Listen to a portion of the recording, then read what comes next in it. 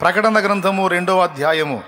స్మరణలోనున్న సంగపు దూతకు ఇలాగు రాయము. మొదటి వాడును కడపటి వాడును యుండి మృతుడై మరలా బ్రతికినవాడు చెప్పు సంగతులేమనగా, నీ శ్రమను దరిద్రతను నేను ఎరుగుదును, అయినను నీవు ధనవంతుడివి. ఆహా, అంటే స్మరణలో ఉన్న సంగపు దూత ఏమనుకుంటాడంటే, నేను దరిద్రుణ్ణి, నేను దరిద్రుణ్ణి, చూసేవాళ్ళకు కూడా దరిద్రతలో ఉన్నాను. ఇప్పుడు దేవుడు అంటున్నాడు, నువ్వు దరిద్రుడు అని నీకు చెప్పినోడు ఎవడు? 3 మాటలు. నువ్వు దిగంబరు అని నీకు చెప్పినోడు ఎవడు? నువ్వు బలహీనుడు అని నీకు చెప్పినోడు ఎవడు? నువ్వు దరిద్రుడు అని నీకు చెప్పినోడు ఎవడు? ఎవరు చెప్పారు నీకు దరిద్రుడని? నిజమే. అప్పుడప్పుడు అనుకున్నారా లేదా, వాళ్ళకంటే అన్నీ ఉన్నాయా, మనదంతా దరిద్రంగా, మనకి ఆడ ఉంది, మనం అట్లా అనుకోకూడదులే, మనం అట్లా ఆశించకూడదులే అని ఎప్పుడన్నా పిల్లలకి చెప్పావా? కొంతమంది తల్లులు చెబుతారు, ఇంతే చెబుతారు, వాళ్ళంటే ఉన్నోళ్ళరా, మనం దరిద్రులో, మనకి ఆడుంటుందయ్యా. అది కాదు చెప్పాల్సింది. సూపర్ మాట చెబుతా, గుర్తుపెట్టుకో, ఇక ఎప్పుడు అదే వాడు. స్తోత్రం. వాళ్ళు అంత సంపాదించారు, వీళ్ళు ఇంత సంపాదించారు, వాళ్ళు అన్ని మేడలు కట్టారు, వీళ్ళు ఇన్ని కొన్నారు, వాళ్ళ గోల్డ్ ఎంత ఉంది, వాళ్ళకి అది, వాళ్ళు ఇంత సౌండ్, అన్ని కార్లు ఉన్నాయి, ఇన్ని బంగాళాలు ఉన్నాయి అని చెబితే చిరునవ్వు నవ్వి, ఎంత ఉంటుందిరా వాళ్ళకి? ఎంత ఉంటుంది? ఒక 1000 కోట్లు ఉంటుందా? 1000 కోట్లు ఉండదులే, కానీ ఒక 500 కోట్ల దాకా ఉంటుంది అంచనా చెబుతాడు అనుకో నీకు చెప్పినోడు. అప్పుడు నువ్వు చెప్పాలా, మా నాన్న ఎంత ఆస్తిపరుడో తెలుసురా నీకు అనాలా? ఎంత సౌండ్ రా వాళ్ళు? ఒక 500 కోట్ల సౌండా? అసలు మా నాన్న ఎంత సౌండ్ తెలుసా? నేను చెప్పేది నిజమా అబద్ధమా? మన తండ్రి దరిద్రుడా శ్రీమంతుడా? తమ్ముడు చెప్పు, తమ్ముడు నువ్వు ఎవరు కొడుకువే? ఎవరు కూతురువే? మరి అప్పులేంది? ఏంది అప్పులేంది? బాధలేంది? కనీసం ఒక్కోసారి ఫుడ్ కూడా లాటరీ కొడుతున్నాం. చెప్పాలి, గురుకులానికి వచ్చానురా, నేను గురుకులానికి వచ్చానురా, నా తండ్రి ఇంట నుండి విద్యను అభ్యసించడానికి వచ్చాను, శిక్షణము కోసం వచ్చాను. నా ట్రైనింగ్ పూర్తయిన తర్వాత తిరిగి నా తండ్రి ఇంటికి చేరతాను. ఇక నన్ను మించిన సంపద గలవాడు ఎవడు ఉండడురా, నా తండ్రి శ్రీమంతుడు. హల్లెలూయా. ఏం లేదు, పెద్ద కారు చూపించి మన ఇంటోళ్ళు ఎవరన్నా, అసలు ఆ కారు చూడన్నానుగా. ఏం కారు రా? కారు ఎంతరా? అక్కడ ఉందలే. అక్కడ అగ్ని గుర్రములను రథములు ఉన్నాయిరా పిచ్చోడా. ఏం కారు రా? అగ్ని తగిలిందంటే ఇంక అడ్రస్ దొరుకుతుంది, కానీ అగ్ని రథములను గుర్రములను ఉన్నవి అక్కడ. దైవజనుడా, మన పని అయిపోయిందయ్యా, మన పక్షాన్ని ఊరు లేరు, ఆ గుంపంతా వచ్చి పడింది. నువ్వు వారి కంటే మరి ఎక్కువ సహాయం మనకే కలదు.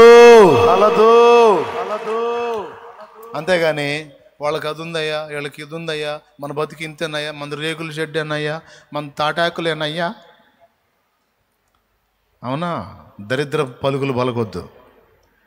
దేవుడు అంటున్నాడు, ఎవడు చెప్పాడో నువ్వు దరిద్రుడు అని? నువ్వు నా కొడుకు అయితే, నువ్వు నా కుమారుడివి, నా కుమార్తెవి. ప్రకృతే నీది. ఈ పంచభూతాల్లో ఉన్నటువంటి దాన్ని, ఆ మట్టినే కదరా వాళ్ళు నా సొమ్ము అంటారు. ఇట్లాంటి మట్టిని నిర్మించిన నిర్మాత మన తండ్రి.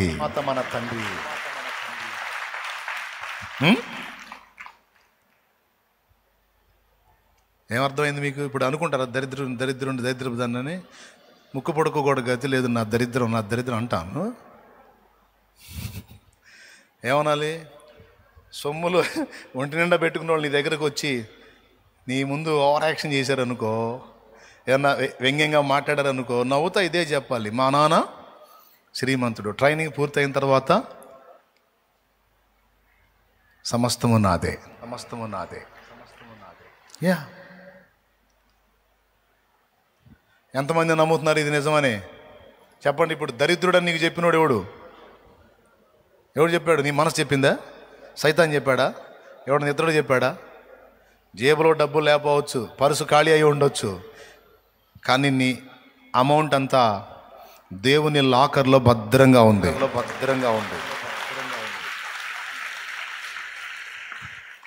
ఉంటే ఇవ్వచ్చుగా, ఇస్తే ఇంకో టైపులో అవుతావు. అందుకే ఎప్పుడు ఇవ్వాలో ఎంత ఇవ్వాలో చూసి బ్యాలెన్స్గా వదులుతున్నాడు. ఇక ముందున్న ఖర్చులు కూడా ఆయనే చూసుకుంటాడు. నిజం, నేను చెప్పే జోక్గా తల్లి, శ్రీమంతుని బిడ్డలం మనం, యేసయ్య పిల్లలం.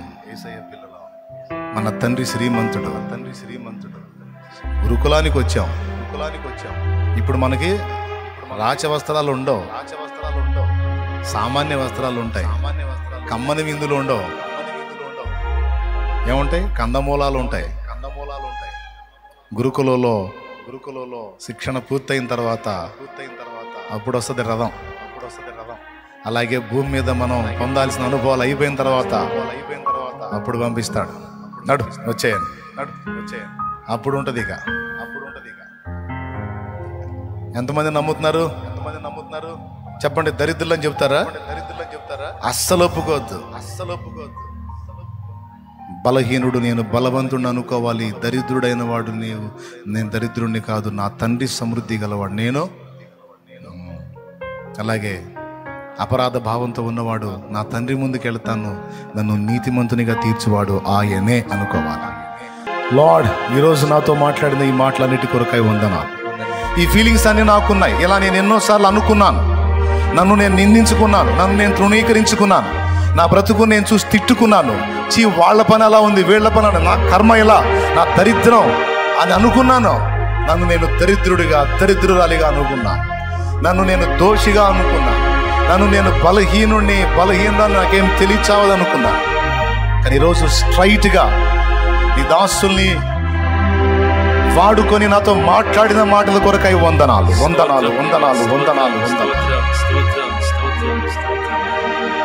బలహీనుల చేతనే బలమైన కార్యాలు జరిగించే దేవా,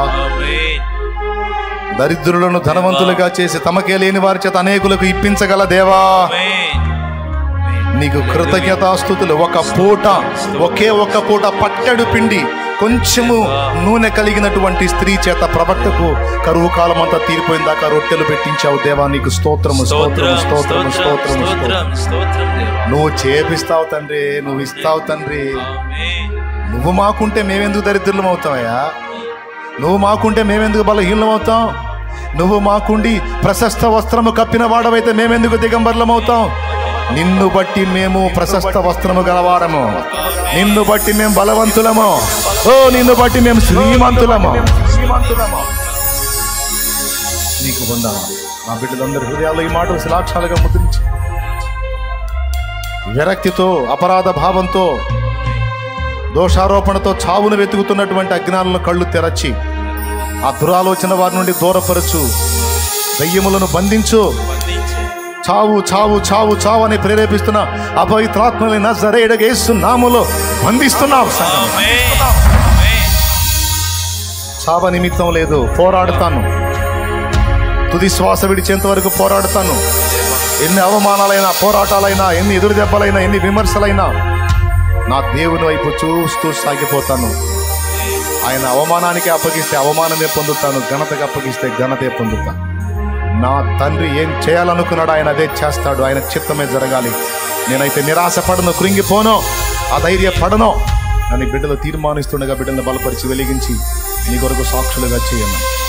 యేసు నామములో ప్రార్థించి వేడుచున్నాం తండ్రి. మా మనవులు విన్నందుకు నీకు స్తోత్రం తండ్రి. స్తోత్రం.